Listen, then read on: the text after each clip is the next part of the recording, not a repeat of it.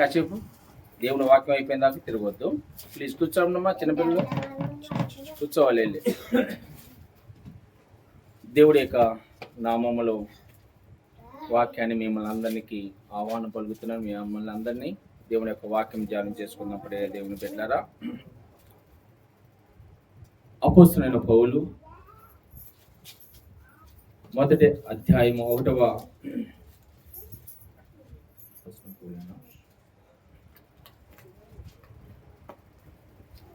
అపోస్తలుడైన పౌలు కొరింథీయులకు రాసిన మొదటి పత్రిక. అపోస్తలుడైన పౌలు కొరింథీయులకు రాసిన మొదటి పత్రిక 4వ మొదటి అధ్యాయంలోనే 4వ వచనం నుంచి 9వ వచనం వరకు. కొరింథీయులకు రాసిన మొదటి పత్రిక 1వ అధ్యాయము. కొరింథీయులకు రాసిన మొదటి పత్రిక 1వ అధ్యాయము 4వ వచనం నుంచి 9వ వచనం చదవమ్మా. దేవుని కృపను చూచి మీ విషయమై అదే నా దేవునికి ఎల్లప్పుడూ కృతజ్ఞత స్తుతులు చెల్లించుచున్నాను. చాలమ్మా, చిన్న ప్రార్థన చేసుకొని మిగతా వాక్యం ధ్యానం చేసుకుందాం. అతి పరిశుద్ధుడా నా దేవా, నా ప్రభువా, మా మంచి బోధకుడా, నీ పరిశుద్ధమైన నామానికి వందనములు స్తోత్రములు చెల్లించుకుంటున్నాము నాయనా. ప్రభా, ఇప్పటి వరకు నా తండ్రి పాటల ద్వారా నీ నామాన్ని స్థుతించాము, సాక్షుల ద్వారా నీ నామాన్ని గణపరిచాము. ప్రభా, ఇదిగానైనా స్థుతి ఆరాధనలో నీ నామాన్ని మహిమపరిచాము నైనా. ప్రభా, ఇదిగానైనా ఈ సమయమునైనా నీ మాటలు వినే సమయంలోకి వచ్చాము నైనా. ప్రభా, నీ సన్నిధిలో నిలబడిన ఇదిగానైనా అయ్యా, నీ సేవకుడైనా నేను ఒట్టివాడిని ప్రభా, బలహీనని ప్రభా, నన్ను జ్ఞాపకం చేసుకొని ప్రభా, నీ ఆత్మశక్తి ద్వారా ప్రభా అయ్యా నాలో నువ్వే ఉండి మాట్లాడి సహాయం చేసి సంఘానికి ఏది కావాలో ప్రభా, ఏ ఆత్మీయ ఆహారం కావాలో నీకు తెలిసినైనా ప్రభా, సంఘము బలపడటానికి, సంఘము అయ్యా దీవులు పొందుకోవటానికి, సంఘము నా తండ్రి నీలో ఎదగటానికి ప్రభా, నీ యొక్క ఆత్మీయ మాటలు ప్రభా ఎంతో ప్రాముఖ్యమైననైనా.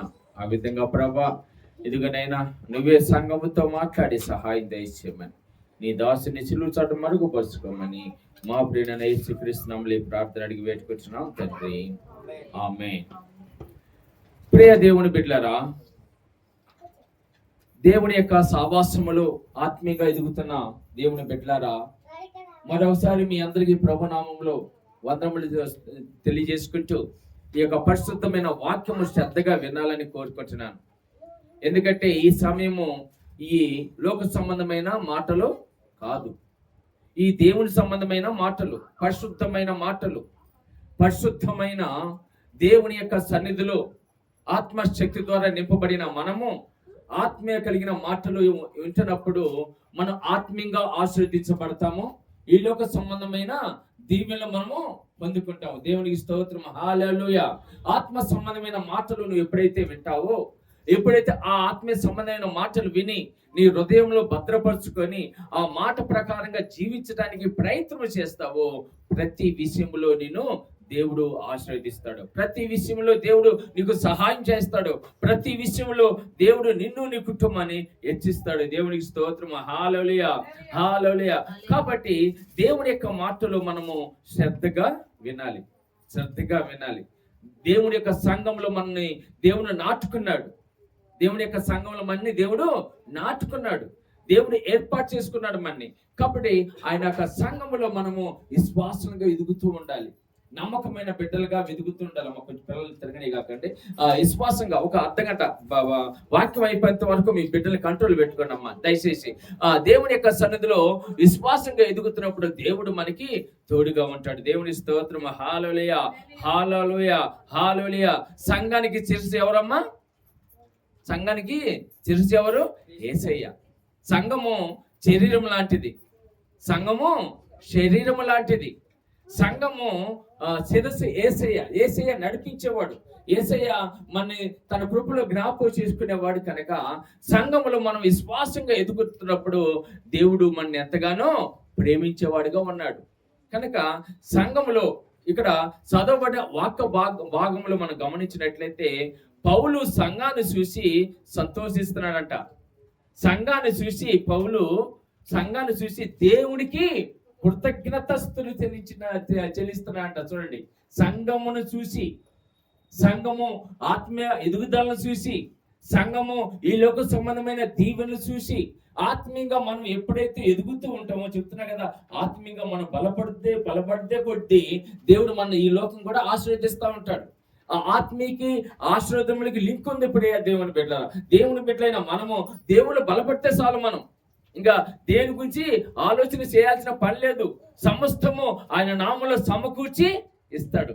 సమస్తం ఆయన దగ్గర ఏమన్నాయంట? గుప్తంగా ఉండి సమస్తం ఉన్నాయంట. నువ్వు అవి పొందుకోవాలంటే విశ్వాసంగా బలపడుతూ ఉండాలి, నమ్మకంగా ఉండాలి, దేవుని సన్నిధిలో భయభక్తులు కలిగి ఉండాలి. విశ్వాసంగా దేవుని సన్నిధిలో ఉన్నప్పుడు దేవుడి నిన్ను ఉన్నతమైన స్థితిలో ఉంచుతాడు. దేవుని స్తోత్రం. హల్లెలూయా, హల్లెలూయా. దేవుని యొక్క వాక్యభాగంలో మనం జ్ఞాపకం చేసుకుంటే, ఇక్కడ 4వ వచనం 1వ అధ్యాయము కొరింథీయులకు రాసిన మొదటి పత్రిక 1వ అధ్యాయము 4వ వచనములో పౌలు చక్కగా వివరిస్తున్నాడు. క్రీస్తు యేసునందు మీకు అనుగ్రహింపబడిన దేవుని కృపను చూసి. ఏ కృపను చూసామా? దేవుని కృపను చూసి. దేవుడు ఈరోజు ఇక్కడ కూర్చున్న ప్రతి ఒక్కరికి కృప అనుగ్రహించాడమ్మా. దేవుని బిడ్డలుగా ఉండటానికి దేవుని యొక్క కృప అనుగ్రహించాడు. మనలో ఏ మంచితనం లేదు. మనం ఎవరైనా మనకి పెద్ద పెద్ద మినిస్టర్లు ఉంటారు కదా, ఉన్నతమైన అధికారులు ఉంటారు కదా, కలెక్టర్లు ఉంటారు కదా, వాళ్ళ గృహంలో రాణిస్తారా? రానీరు.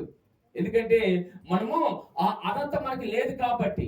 కానీ మహోన్నతమైన దేవుడు, సర్వశక్తి గల దేవుడు, సర్వాధికారి అయిన దేవుడు ఇదిగో నిన్ను నన్ను ఏర్పాటు చేసుకున్నాడు. మనకి ఏ అర్హత లేదు, అయినను మన ఏర్పాటు చేసుకున్నాడు. ఎంత ఘనత, ఎంత కృప మనకి అనుగ్రహించాడు.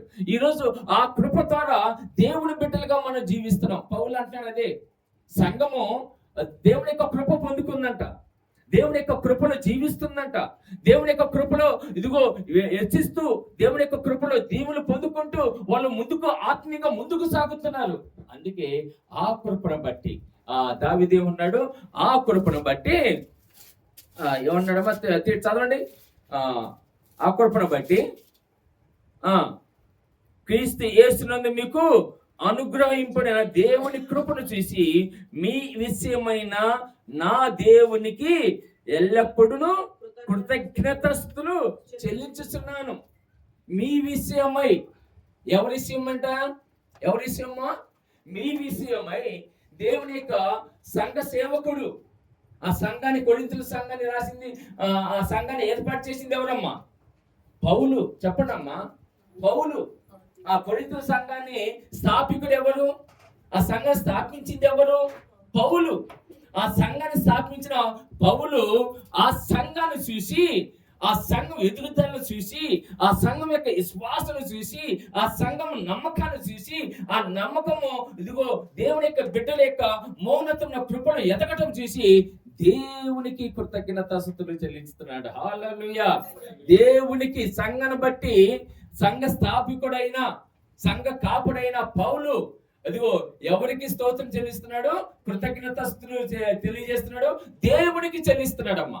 దేవునికి. దేవుని బిడ్డలైన మీరు ఆత్మీయంగా ఎదుగుతుంటే, ఆత్మీయంగా మీరు బలపడుతూ ఉంటే, ఆత్మీయంగా మీరు స్థిరులై ఉంటే, ఆత్మీయంగా సంఘంలో నాటబడిన వారుగా ఉంటే, నాటబడిన మొక్క వలె మీరు దేవుని యొక్క సన్నిధిలో ఎదుగుతూ ప్రార్థనలోను విశ్వాసంలోను మీరు ఉంటే, అప్పుడు ఎవరికి ఆనందంగా ఉంటది? సంఘ కాపాడైన నాకే ఆనందంగా ఉంటది. దేవుని స్తోత్రం. హల్లెలూయా. మీ విశ్వాసంలో ఎదుగుతూ ఉంటే, మీరు ఆ ప్రార్థనలో ఎదుగుతూ ఉంటే, దేవుని యొక్క కృపలో ఎదుగుతూ ఉంటే, మిమ్మల్ని చూసి నేను ఎంతో సంతోషిస్తూ ఉంటాను. మీ సంతోషమే మాకు ఏది అక్కర్లేదండి. మాకు సంఘం యొక్క ఎదుగుదల మాకు కావాలి. అదే పౌలు చూస్తున్నాడు, సంఘాన్ని చూస్తున్నాడు, సంఘ ఆత్మ జీవితాన్ని చూస్తున్నాడు, సంఘం యొక్క ఎదుగుదల చూస్తున్నాడు, ఆ దేవుడిచ్చిన కృపను చూస్తున్నాడు. ఆ కృపలో విశ్వాస బిడ్డలు ఏ విధంగా ఎదుగుతున్నాడు, ఇదిగో సంఘ స్థాపకుడైన పౌలు చూస్తున్నాడు. అందును బట్టి దేవునికి కృతజ్ఞత. దేవుని స్తోత్రం. హల్లెలూయా. దేవునికి కృతజ్ఞత. ఇంత మంచి సంఘాన్ని నాకు ఇచ్చావు నాయనా. ఇంత మంచి సంఘము ప్రార్థనలో ప్రభు ఎదుగుతున్నారు. విశ్వాసంలో ఎదుగుతున్నారు, నమ్మకంలో ఎదుగుతున్నారు. అందుకే నీకు కృతజ్ఞతాస్తుతులు చెల్లించుకొచ్చినాను. హల్లెలూయా. సంఘం విశ్వాసం ఉంటే ఎవరు సంతోషం అమ్మా? మీ బిడ్డలు నమ్మకంగా ఎదుగుతూ ఉంటే, ఉన్నతమైన స్థితిలో మీ బిడ్డలు వెళ్తూ ఉంటే తల్లిదండ్రులైన మీరు సంతోషిస్తారా? తల్లిదండ్రులైన మీరు ఆనందించరా? తల్లిదండ్రులైన మీరు, ఇదిగో నా కుమారుడు ఎంత గొప్పగా ఉన్నారు, నా కుమార్తె ఎంత గొప్పగా ఉంది, ఇదిగో ఆ బిడ్డ ఎంత మంచిగా చదువుతుంది, ఆ బిడ్డ ఎంత ఉన్నతమైన స్థితిలో ఉంటుంది అని మీరు ఎంత సంతోషిస్తారు. సంఘం కూడా ఆ విధంగా ఎదుగుతూ ఉంటే, ఇదిగో ఇంకా నాకన్నా సంతోషించేవారు ఎవరు లేరండి. సంఘము ఎదుగుతూ ఉంటే, ఆత్మీయంగా ఆశీర్వదించబడుతుంటే, ఆత్మీయంగా బలపడుతూ ఉంటే, దేవుని యొక్క కృపను పొందుకొని ప్రతి విషయంలో మీరు దేవుని భయభక్తులు కలిగి జీవిస్తూ ఉంటే, సంఘ కాపరిగా నాకు ఎంత సంతోషం ఉంటుంది. సంఘ కాపరిగా నేను ఎంత ఆనందిస్తూ ఉంటానో తెలుసా? నా కుటుంబాన్ని బట్టి నేను ఆనందించనండి, నా కుటుంబంలో ఉన్న ఇదిగో సౌకర్యాన్ని బట్టి నేను ఆనందించను. నా సంఘ బిడ్డలు సంతోషంగా దేవుని యొక్క కృప పొందుకొని ఉండాలని నేను ఆశపడుతూ ఉంటాను. ఆ విధంగా ప్రతి సంఘాన్ని బట్టి కూడా సంఘ స్థాపకుడు అయిన కొరింథీయులు అవసరప్పుడు చాలా సంఘాలు ఏర్పాటు చేశాడు. అందులో ఇదొక సంఘము. కొరింథీయులు రాసిన పత్రికలో కొరింథీ సంఘం, ఇది సంఘంతో మాట్లాడుతున్నాడు పౌలు. ఆ సంఘం ఎదుగుదలను బట్టి నా దేవునికి ఎల్లప్పుడూ కృతజ్ఞతాస్తుతులు చెల్లించుచున్నాను. దేవుని స్తోత్రము. సంఘాన్ని బట్టి పౌలు ఏం చేస్తున్నాడమ్మా? కృతజ్ఞత. దేవుని స్తోత్రం. హల్లెలూయా. మన పోయిన వారం అంతా మనకి ఉపవాస ప్రార్థనలు, ఆ ప్రార్థనని ఘనంగా జరిగినందుకు, ప్రార్థనలు విన్నందుకు దేవునికి నేను కూడా ఈ విధంగానే కృతజ్ఞతాస్తుతులు చెల్లించుకున్నాను. దేవుని స్తోత్రం. హల్లెలూయా. కృతజ్ఞత భావం మనలో ఉండాలి. కృతజ్ఞత దేవునికి చెల్లించుకోవాలి. మన జీవితంలో చేసిన ప్రతి కార్యాన్ని బట్టి. సాక్ష్యాలు ఎందుకు పెట్టుకుంటాం మనం? అదొక కృతజ్ఞత. సాక్ష్యాలు దేవుడు చేసిన మేలు బట్టి. దేవుడు చేసిన మేలు దేనిని మరువకము. దేవుడు చేసిన కార్యములు మర్చిపోవద్దండి. దేవుడు చేసిన కార్యములు మర్చిపోతే కృతజ్ఞత హీనులుగా మిగిలిపోతాం. దేవుడు చేసిన కార్యములు జ్ఞాపకం చేసుకుంటే కృతజ్ఞత, ఏ పని అయినప్పటికీ, ఏ చిన్న దేవుడు చేసిన కార్యములు అయినప్పటికీ దేవునికి కృతజ్ఞత తెలియజేసుకోవాలి. ఆ విధంగా ఆ సంఘాన్ని బట్టి పౌలు ఏం చేస్తున్నాడు? కృతజ్ఞత తెలియజేసుకుంటాడు. దేవునికి స్తోత్రం. హల్లెలూయా. కృతజ్ఞత తెలియజేసుకుంటాడు. అందుకే రోమిలు రాసిన పత్రిక 1వ అధ్యాయము పక్కనే ఉంటుంది చూడండి, వెనకాల 1వ అధ్యాయము 8వ వచనం చూస్తే, 8వ వచనం, మీ విశ్వాసము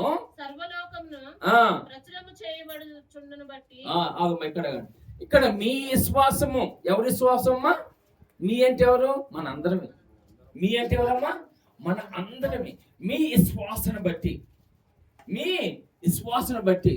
నిన్న నాకు ఒక ఆమె, మా టీచర్ గారు, అంటే మా కాలేజ్ లెక్చరర్గా ఉన్న ఒక టీచర్ గారు స్నాక్స్ తీసుకొచ్చి అప్పుడప్పుడు నాకు పెడుతూ ఉంటుంది. మేము ఒక 4 కూర్చున్నాము. ఆ 4 కూర్చుంటే, బాబు ఈ స్నాక్స్ తీసుకోండి అని తీసుకొచ్చింది. అప్పటికి నాకు లంచ్ అయిపోయింది. నా నోటికి తాళం వేసుకున్నాను. నా నోటికి ఏం వేసుకున్నాను? తాళం. లంచ్ చేశానంటే తాళం. అమ్మ ఏంటండి, నా నోటికి తాళం వేసుకున్నాను. అయితే అక్కడ స్నాక్స్ అందరికి ఇచ్చింది, నాకు కూడా తీసుకొచ్చి ఇవ్వబోయింది. అమ్మ నేను ఫాస్టింగ్ ఉన్నానమ్మా అన్న. అంటే అయ్యో సారీ ఏమనుకోవద్దంటే, అదేం లేదమ్మా నేను ఫాస్టింగ్ ఉన్నట్టు మధ్యాహ్నం తిన్నావు కదంటే, మధ్యాహ్నం తిన్నాక నా నోటికి తాళం ఇది, మళ్ళీ రేపు మార్నింగ్ టిఫిన్ దాకా నేనేం తిన్నామా అన్నాను. అంటే ఇది ఎవరికి సాక్ష్యము? దేవునికి సాక్ష్యము, దేవునికి మహిమ. ఇప్పుడు నా విశ్వాసను బట్టి నా యేసుని గుర్తించాలి. హల్లెలూయా. మీ విశ్వాసను బట్టి. ఎందుకు చెప్తున్నానంటే, మీ విశ్వాసను బట్టి దేవుడు ఈ లోకములో ప్రశ్నించబడాలి. దేవుని యొక్క గొప్పతనం తెలియజేయాలి. ఎందుకంటే ఆ నోటితోనండి, అవునండి క్రిస్టియన్స్ చాలా ఉపవాసం ఉంటారండి, ప్రార్థనలో బాగా ఎదుగుతారండి. అది మన విశ్వాసను బట్టి. ఇక్కడ పౌలు కూడా ఏమన్నాడు? మీ విశ్వాసము సర్వలోకమున ప్రచురము చేయబడుతున్నను బట్టి మొదట మీ అందరి నిమిత్తము యేసుక్రీస్తు ద్వారా నా దేవునికి కృతజ్ఞతాస్తుతులు చెల్లించుతున్నాను. ఎవరిని బట్టి అంట? సంఘం విశ్వాసను బట్టి. మొదట మీ అందరి నిమిత్తము పౌలు ఏం చేస్తున్నాడు? సంఘ కాపుని ఏం చేస్తున్నాడు? దేవునికి కృతజ్ఞతాస్తుతులు చెల్లించుతున్నానండి. అర్థం వచ్చింది ప్రియ దేవుని బిడ్డలారా? కానీ అంతగా మీ కొరకు తాపత్రపడే ఆ సంఘ కాపరిని నిర్లక్ష్యం చేస్తున్నారు. సంఘ కాపరిని చులకన భావం చూస్తున్నారు. సంఘ కాపరిని చులకన అండి. ఎవరైనా ఒక గెస్ట్ పాస్టర్ గారు వచ్చిననుకోండి, ఆ పాస్టర్ గారిని వాళ్ళు ఏమంటారంటే, మామూలుగా మన కాడికి వచ్చి చెప్పిపోయి వాళ్ళకి సంఘాలు ఉన్నప్పటికీ వాళ్ళు సువార్తకులు అంటారు. మన దగ్గరికి వచ్చి సువార్త ప్రకటించి వెళ్ళిపోతారు. వాళ్ళు ఏం చేస్తారు? సువార్తను ప్రకటించి వెళ్ళిపోతారు. ఆ సువార్తకుల దగ్గరికి పోయి అయ్యా మాకు ప్రార్థన చేయండి, అయ్యా మాకు ప్రార్థన చేయండి అంటారా కదా? అవును, మాకు కానీ సంఘ కాపరితో ఎందుకంటే సంఘము మీలో ఉన్నవాడు కాబట్టి, మీతో పాటు ఉన్నాడు కాబట్టి ఒక సులకన భావం. కానీ సంఘ కాపరి మీ కొరకు ఎంత ప్రయాసపడతాడు, సంఘము మీ కొరకు ఎంత తాపత్రయపడింది, మీ ఎదుగుతుంటే ఎంత సంతోషిస్తూ ఉంటాడు, ఆత్మీయంగా ఎదుగుతుంటే, ఆత్మీయంగా బలపడుతుంటే సంఘ కాపరి, స్థానిక కాపరైన నేను ఎంతగా, కానీ నన్ను పక్కన పెట్టేస్తూ ఉంటారు. చాలా మంది పక్కన పెట్టేసే వారు ఉన్నారు. అయినా నేను బాధపడను, ఎందుకంటే నా బిడ్డలు చిన్న బిడ్డలు ఒక్కొక్కప్పుడు చిన్న బిడ్డలు మన గుండెలు కేసి తంతా ఉంటే సంతోషిస్తూ ఉంటాం. నా బిడ్డలు కూడా అలాంటి వాళ్ళే. వాళ్ళకి తెలియక చేస్తున్నాను అనుకుని నేను దేవుని ఎదుట ప్రార్థన చేస్తాను. అయినా నా గుర్తింపు ఇదిగో దేవుడు ఇవ్వాలి, మనుషులు కాదని ఒకసారి దేవుడికి అప్పు చెప్పుకుంటా అంటూ చాలా సమయంలో ఆ విధంగా సంఘము, ఆ సంఘ కాపరి మీ కొరకు ఎంత తాపత్రయపడుతున్నాడు అది గుర్తెరగట్లేదు. మీ కొరకు కృతజ్ఞత, దేవునికి కృతజ్ఞత చెప్పేవాడండి. మీరు మర్చిపోయినా కానీ మీ పక్షంగా కృతజ్ఞత తెలియజేస్తూ ఉంటాడు. మీ పక్షంగా ఇదిగో ప్రాధేయపడుతూ ఉంటాడు. మీ పక్షంగా ప్రార్థన చేస్తూ ఉంటాడు. మీ పక్షంగా దేవుడితో పెరుగులాడుతూ ఉంటాడు. అలాంటి సంఘ కాపరి యొక్క ఇలువను మనకి జ్ఞాపకం చేసుకోవాలి. ఇక్కడ అదే ఇదిగో ఆ సంఘాన్ని చూసి ఒక పౌలు ఏం చేస్తాడమ్మా, విశ్వాసను బట్టి, వాళ్ళ విశ్వాసను బట్టి కృతజ్ఞతస్తులు తెలియజేసుకుంటారు. దేవుని స్తోత్రం. హల్లెలూయా, హల్లెలూయా. కొలస్సీయులకు రాసిన పత్రికలో 1వ అధ్యాయం 3వ వచనంలో మనం చూస్తే, కొలస్సీయులకు రాసిన పత్రిక 1వ అధ్యాయము 3వ వచనం, పరలోకమందు కొలస్సీయులకు రాసిన పత్రిక 1వ అధ్యాయము 3వ వచనమ్మా చదవమ్మా. నిరీక్షణ బట్టి క్రీస్తు యేసునందు మీకు కలిగి ఉన్న విశ్వాసమును గూర్చి పరిశుద్ధులందరి మీద, పరిశుద్ధులంటే ఎవరమ్మా? మనమే. పరిశుద్ధులందరి మీద మీకున్న ప్రేమను గూర్చి మేము విని ఎల్లప్పుడూ మీ నిమిత్తము ప్రార్థన చేయొచ్చు. ఎవరి నిమిత్తము? మీకున్న ప్రేమను బట్టి, సంఘములో ఉన్న మీకున్న ప్రేమను బట్టి, సంఘములో ఇదిగో మీకున్న ఆ దేవుని మీద ప్రేమ అయితేమి, మీకున్న విశ్వాసమైన ప్రేమ అయితే, మీకున్న ఆ సంఘం మీద ప్రేమ అయితే, మీకున్న ఆ ప్రేమను బట్టి ఏం చేస్తున్నారంట? ప్రార్థన చేసు. సంఘ కాపరి ఏం చేస్తున్నారు తెలుసా? మీరు ఇంకా ఎదగాలని, విశ్వాసంలో ఎదగాలని, మీలో ఇంకా దేవుని యొక్క ఆత్మశక్తి నింపబడాలని, మీరు ఇంకా దేవుని యొక్క కృపలో ఎదుగుతూ ఉండాలని మేము ఏం చేస్తున్నాం? మీ ప్రేమను బట్టి మేము ప్రార్థన చేస్తూ ఉంటాం. రాత్రి అనక పగలనక ప్రార్థనలో మేము మీ కొరకు కనిపెడుతూ ఉంటాము. ఇదిగో నా కుటుంబం కంటే కూడా నాకు విశ్వాసం, సంఘ బిడ్డల కొరకు నేను ఎక్కువగా, నా బిడ్డలు ఎదగాలి, నా బిడ్డలు సంతోషంగా ఉండాలి, నా బిడ్డలు దీవించబడాలి, నా బిడ్డలు ఉన్నతమైన స్థితిలో ఉండాలి, ఎత్తబడి సంఘముగా నా సంఘం ఉండాలి, నా సంఘము అన్నిట్లో ప్రార్థనలో ఎదగాలి అని ఆ నమ్మకంతో, విశ్వాసంతో నేను మీ గురించి ప్రార్థిస్తూ ఉంటాను. ఎందుకంటే ఆ ప్రార్థన శక్తి ఎంతో గొప్ప ఉంది ప్రియ దేవుని బిడ్డలారా, ఎంతో గొప్పది. నేను ఆ రోజు సహోదరి మన సువాసన సిస్టర్ ఇంటికి వెళ్ళాను. పని మీద కొంచెం పిండి తెచ్చుకుందాన్ని పోయాను. ఎలాగనే కోర్సులో ఫోన్ చేశాను. ఆ బిడ్డ టెన్షన్తో మాట్లాడుతుంది. నేను కుర్చీలో కూర్చున్నాను. నాకు అర్థమైపోయింది ఏదో గొప్ప ప్రమాదమే సంభవించింది. కానీ నా హృదయంలో బాధపడుతున్నాను. అయ్యో, నేను చాలా రోజులైంది వాళ్ళ గృహానికి వెళ్ళగా, అయ్యో ఎల్లగొలైనా ఈ బ్యాడ్ న్యూస్ ఏంటి, ఏం జరిగింది ప్రభువా, ఏమి కాకూడదు అని ప్రార్థన చేస్తున్నాను. ప్రార్థన ఏంటంటే నా ప్రార్థనకి సమాధానం దొరికింది. నా కోర్సులో, బాబాయ్ ఏం కాలేదు బాబాయ్, దేవుడు నన్ను కాపాడాడు. దేవుడి స్తోత్రం. హల్లెలూయా. దేవుడు నన్ను కాపాడాడు. బస్సు పైన పడేది, నా దేవుడు తప్పించాడు. నాకేం కాలేదు. కొంచెం ఎముకలు నొక్కుని పోయినాయి, అయితే కాలేదు.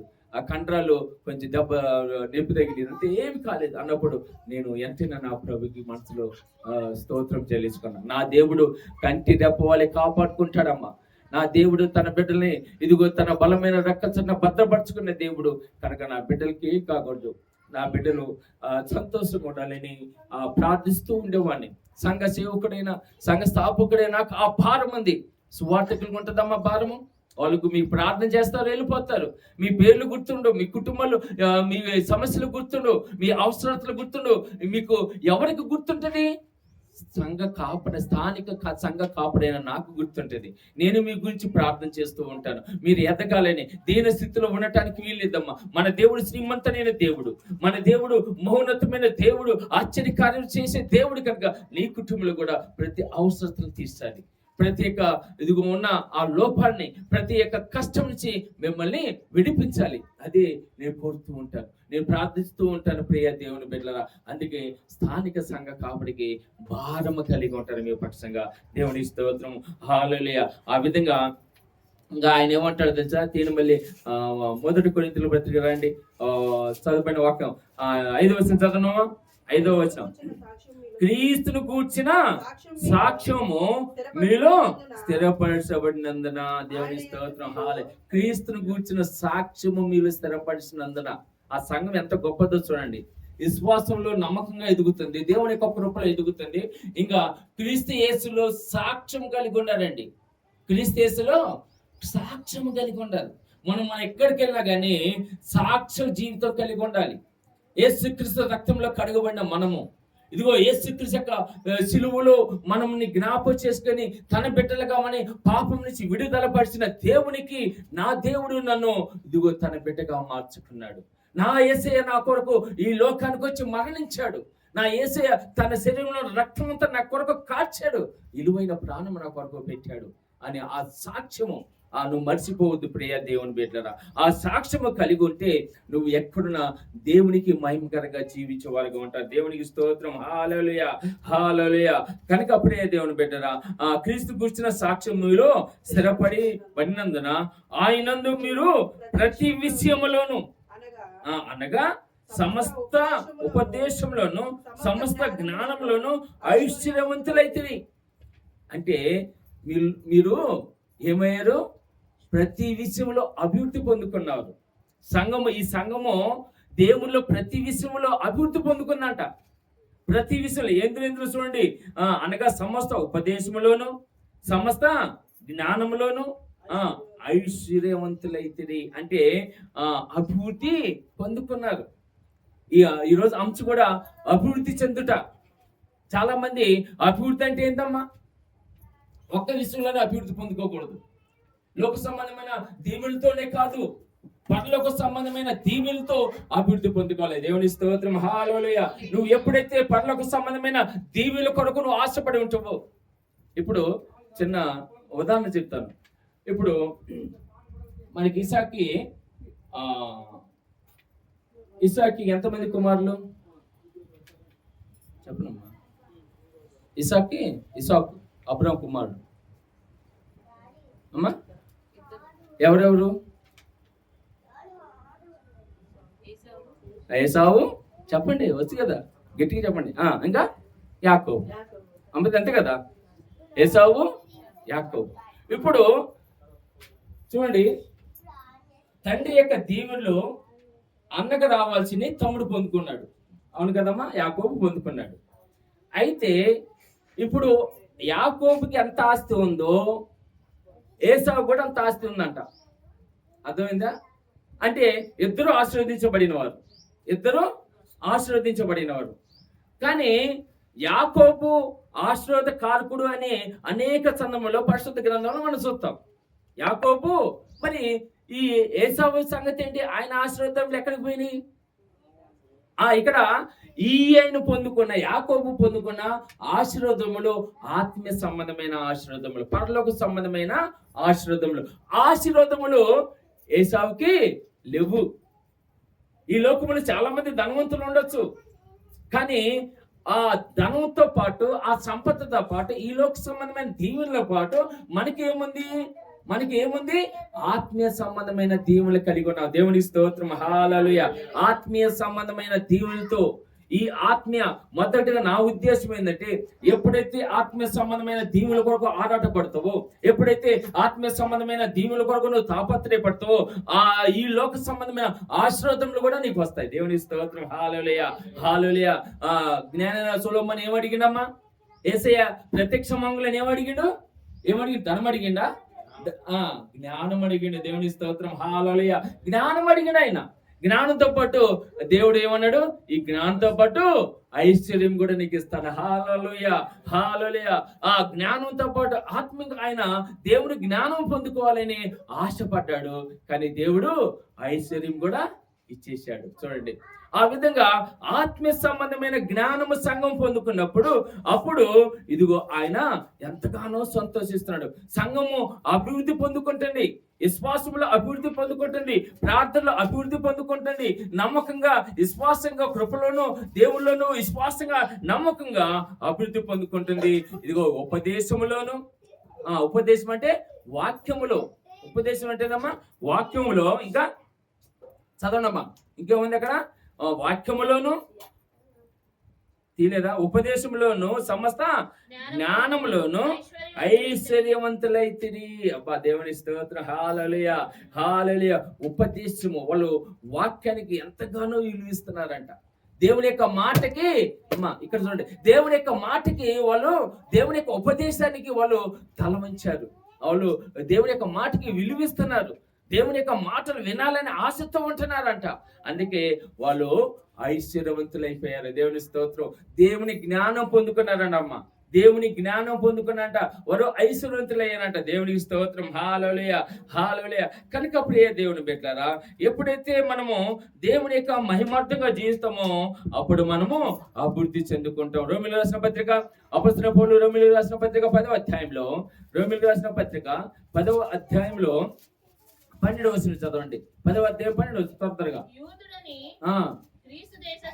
యూదుడని భేదము లేదు, ఒక ప్రభువే అందరికి ప్రభువే ఉండి ప్రార్థన చేయు వారందరి ఎడల కృప చూపుటకు ఐశ్వర్యవంతుడై ఉన్నాడు. దేవుని స్తోత్రం, హల్లెలూయా. ఏ భేదము లేదమ్మా, ఏ భేదము లేదు. ఇదిగో అందరిని సమానంగా చూసే దేవుడు మన దేవుడు. హల్లెలూయా. ఇదిగో నేను ఇక్కడ నిలబడి వాక్యం చెబుతున్నప్పటికీ, ఇదిగో ఇక్కడ మీరు వింటున్నప్పటికీ మన అందరిని సమానంగా చూసే దేవుడు మన ప్రభువు యేసయ్య. అక్కడ అదే అంటున్నాడు, యూదుడని గ్రీసు దేశస్థుడని భేదము లేదంట. ఇదిగో నువ్వు బోధిస్తున్నావా, నువ్వు వింటున్నావా, నువ్వు దేవుని యొక్క వాక్యం చదువుతున్నావా, పాటలు పాడుతున్నావా అని లేదు. మొత్తాన్ని ఏకరీతిగా దేవుడు ఆశీర్వదించేవాడై ఉన్నాడు. దేవుని స్తోత్రం, హల్లెలూయా. ప్రతి ఒక్కరిని తన కృప ద్వారా ఐశ్వర్యవంతులై చేయటానికి దేవుడు ఇష్టపడుతున్నాడు. అంత గొప్ప మహోన్నతమైన మన ప్రభువైన యేసయ్య. దేవునికి స్తోత్రం, హల్లెలూయా, హల్లెలూయా. కనుక మనని హెచ్చించేవాడు, తన కృపలో మన జ్ఞాపకం చేసుకున్నవాడు మన ప్రభువైన యేసయ్య మాత్రమే. దేవుని స్తోత్రం, హల్లెలూయా, హల్లెలూయా. మనము 6వ వచనంలో జ్ఞాపకం చేసుకుంటే, సాక్ష్యము మీలో స్థిరపరచబడినందున ఆయన నందు మీరు ప్రతి విషయములోను అనగా సమస్త ఉపదేశములోను సమస్త జ్ఞానములోను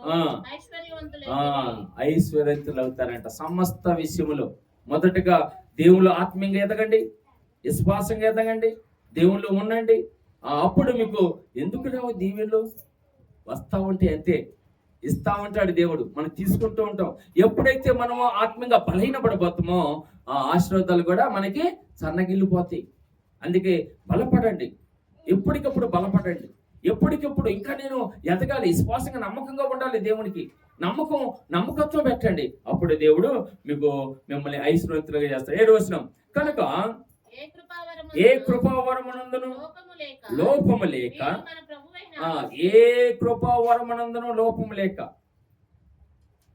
అర్థమవుతుందమ్మా? ఏ కృపావరమునందును అనేక కృపలు ఇచ్చాడు మనకి ప్రార్థన కృప ఇచ్చాడు, వాక్యము వినే కృప ఇచ్చాడు, దేవుని యొక్క బిడ్డలుగా జీవించే కృపనిచ్చాడు, దేవుని యొక్క నామంలో పాటలు పాడే కృప ఇచ్చాడు, దేవుని యొక్క సంఘంలో విశ్వాసంగా జీవించే కృపనిచ్చాడు.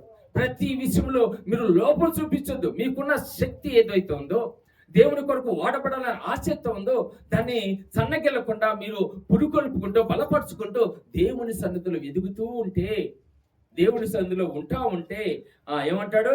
ఏ కృపావరమునందు లోపము లేక మీరు మన ప్రభువైన యేసుక్రీస్తు ప్రత్యక్షత కొరకు ఎదురు చూస్తున్నారు. దేవుని స్తోత్రం. హల్లెలూయా. ప్రత్యక్షత కొరకు అంటే దేవుడి యొక్క రెండవ రాకడ కొరకు మనము ప్రత్యేకించబడిన వారుగా ఉండాలని పౌలు ఆ సంఘం అలా ఎదురు చూస్తుందంట.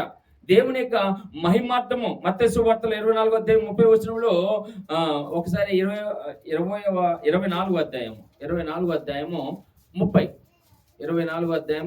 అప్పుడు మనుష్య కుమారుని చూసిన ఆకాశమును కనబడును.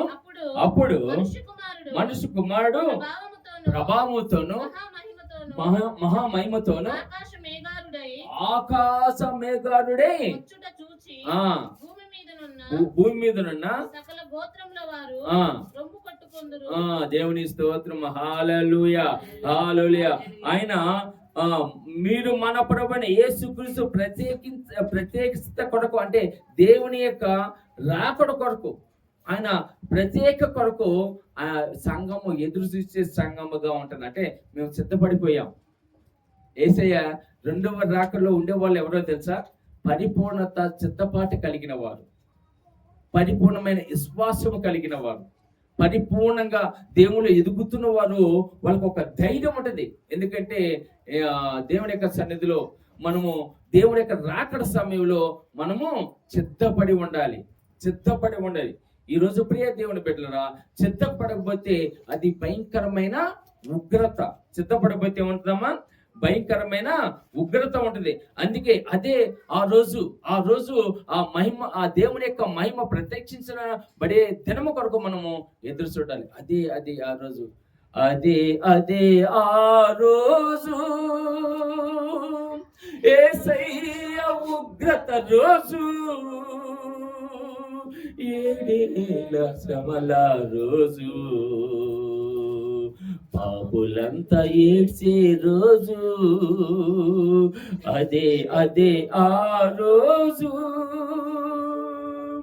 పిల్ల చాడ తల్లికి లేక, పిల్ల చాడ తల్లికి లేక, పిల్ల చాడ తల్లికి లేక, తల్లి జాడ పిల్లకు లేక, చెట్టుకొకరు పుట్టకొకరు దిక్కులేక అరిసే రోజు, ఆ రోజు శ్రమ నుండి తప్పించే నాదుడు లేడు. అదే ఆ రోజు. అది దేవుని యొక్క రెండవ రాకడ అనేది చిత్తపడిన వారి కొరకమ్మ, చిత్తపడిన వారి కొరకు. అది మనము అదే చేస్తున్నాం, విశ్వాసంగా చిత్తపడుతున్నాము. ఆ సంఘాన్ని చూసి పౌలు ఎంతగానో సంతోషిస్తున్నాడు. వాళ్ళు విశ్వాసంలో ఉన్నారు, ఆత్మీయంగా అభివృద్ధి పొందుకుంటున్నారు. దేవుని యొక్క ప్రత్యేక కొరకు వాళ్ళు సిద్ధపడి ఉన్నారని దేవుని యొక్క వాక్యంలో చదివిస్తుంది. దేవుని స్తోత్రం. హల్లెలూయా. ఆ రోజు కొరకు ఇదిగో సంఘము సిద్ధపడుతున్నాడు. ఆ సంఘము ఆ విధంగా సిద్ధపడుతున్నాడు అని ఎంతగానో సంతోషిస్తున్నాడు. దేవుని స్తోత్రం. హల్లెలూయా. 8వ వచనం, మన ప్రభువైన యేసుక్రీస్తు కొరింథీయులకు రాసిన మొదటి పత్రిక మళ్ళీ దినమందు. ఏ దినమందమ్మా? యేసుక్రీస్తు దినం అంటే రెండు రాకడ దినమందు మీరు నిరపరాధులై ఉన్నట్లు అంతవరకు ఆయన మిమ్మల్ని స్థిరపరుస్తున్నాం. అంతవరకు మిమ్మల్ని స్థిరపరుస్తున్నాం. ఎవరు నశించిపోకూడదు, ఎవరు పాపాగ్నిలో మాడి మసి అయిపోకూడదు, ఎవరు అక్కడ అగ్ని ఆర్దు పురుగు సావదు. అందులో మనం ఉండటానికి వీల్లేదు, సంఘం ఉండటానికి వీల్లేదు. ఆ ప్రభు దినము కొరకు మనము సిద్ధపడాలి. ఆ ప్రభు దినం కొరకు మనం ప్రత్యేకించబడిన వారుగా ఉండాలని ఇక్కడ ఆ సంఘాన్ని చూసి పౌలు ఎంతగానో సంతోషిస్తున్నాడు. 9వ వచనం, మన ప్రభువైన యేసుక్రీస్తు తన కుమారుని సావాసములకు మిమ్మల్ని పిలిచిన దేవుడు నమ్మదగిన దేవుడు. మిమ్మల్ని పిలిచిన దేవుడమ్మ. సంఘము, ఈ సంఘము మంది, మనల్ని దేవుడు ఏర్పాటు చేసుకున్నాడు. అనేక సంఘాలు ఉంటాయి, ఇప్పుడు అనేక గృహాలు ఉంటాయి. మీ గృహం మీకు ప్రత్యేకించబడింది. మీ సంఘం మీ కొరకు ప్రత్యేకించబడింది. మీ కొరకు ఏర్పాటు చేసిన సంఘం ఇది. ఈ సంఘంలో మనము సావాసంలో కొనసాగాలి. అపొస్తలుల కాలం 2:42 వాళ్ళు సంఘం అంతా కూడుకొని వాళ్ళు చేసే పని తెలుసా? వాళ్ళు సంఘం అంతా కూడుకొని బోధన యందును, సావాసం యందును, రొట్టె విరుచుట యందును, ప్రార్థన యందును నిలకడగా ఉన్నారంట. దేవుని స్తోత్రం, హల్లెలూయా. మా బోధన యందును అంటే యేసుక్రీస్తు యొక్క బోధన యందును, సావాసం అంటే మనందరం సావాసం కలిగి ఆ సావాసం యందును ఇదిగో రొట్టె విరుచుట యందును. ఈ రోజు బల్లారాధన ప్రభు క్రీస్తు యొక్క మన కొరకు తన ప్రాణాన్ని బలిగా ఇచ్చేసి ఆ బలిదానాన్ని జ్ఞాపకం చేసుకున్నట్టుకి, నన్ను జ్ఞాపకం చేసుకున్నట్టుకి ఇదిగో ఈ యొక్క ప్రభు రాత్రి భోజనము అనుసరించని ఇదిగో యేసయ్య మన కొరకు ఆ కార్చిన ఆ శరీరం చేర్చబడిన ఆ శరీరం నుంచి వచ్చిన రక్తము, ఆ శరీరాన్ని ఆ రక్తాన్ని జ్ఞాపకం చేసుకొని ఇదిగో మనము పరిశుద్ధపరచుకోవటానికి దేవుడు అవకాశం ఇస్తున్నాడు. ఈ సావాసము మంది, ఈ సంఘము మంది. ఇదిగో ఈ సావాసంలో మనము బలంగా ఉండాలి. ఈ సావాసంలో మనము ఆత్మీయంగా బలపడుతూ ఉన్నప్పుడు దేవుడు నిన్ను బహుగా ఆశ్రయించును. దేవుని స్తోత్రం, హల్లెలూయా.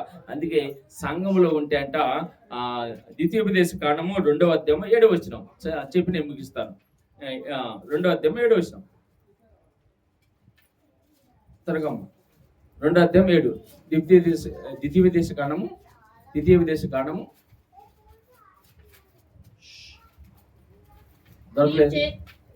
నీ చేతుల పనులన్నిటిలోనూ నీవు 2:3 నీ చేతి పనులన్నిటిలోనూ నీ దేవుడైన యెహోవా నిన్ను ఆశీర్వదించును. ఈ గొప్ప అరణ్యంలో ఈ 40 సంవత్సరములు సంచరించిన సంగతి ఆయన నీ దేవుడైన యెహోవా నీకు తోడై ఉండును గాక. ఆమేన్. నీ దేవుడైన యెహోవా ఎప్పుడైతే దేవుడి యొక్క సహవాసములో స్థిరపడి నువ్వు అభివృద్ధి పొందుకోవాలని ఇష్టపడి ఉంటావో, జీవించాలని ఆశపడతావో, వాళ్ళందరికీ దేవుడు తోడై ఉండను గాక. నువ్వు చేసే ప్రతి పనిని ఆశీర్వదిస్తాడు. నువ్వు చేసే ప్రతి పని ఏదైనప్పటికీ, నువ్వు పట్టుకున్న ప్రతి పనిని దేవుడు సఫలపరుస్తాడు. హల్లెలూయా. ప్రతి పనిని దీవిస్తాడు. ఈ కుటుంబంలో ఇదిగో నీకు ఏది కావాలో సమస్తము దేవుడు అనుగ్రహిస్తాడు. నీకు సహాయం చేస్తాడు. నీకు తోడుగా ఉంటా అన్నాడు. నువ్వు భయపడాల్సిన పని ఇంకా పని లేదు. కనుక ప్రియ దేవుని బిడ్డలుగా ఉన్న నువ్వు, సావాసంలో ఉన్న నువ్వు సంఘంలో అభివృద్ధి పొందుకొని నీ కుటుంబం అభివృద్ధి పరుచుకొని విశ్వాసంలో ఉంటే, అప్పుడు ఉండాలని ఆశ కలిగి ఉంటే దేవుడు నీకు తోడై ఉండి సహాయం దయచేస్తాడు. అలాంటి సహాయము ఇక్కడున్న ప్రతి ఒక్కరికి దేవుడు సహాయం చేయను గాక, అభివృద్ధి పరచును గాక. ఈ మాటలు దేవుడు దీవించి ఆశీర్వదించును గాక. ఆమేన్. చిన్న ప్రార్థన, తల ఉంచుకోండి. వాక్య నిమిత్తమైన ప్రార్థన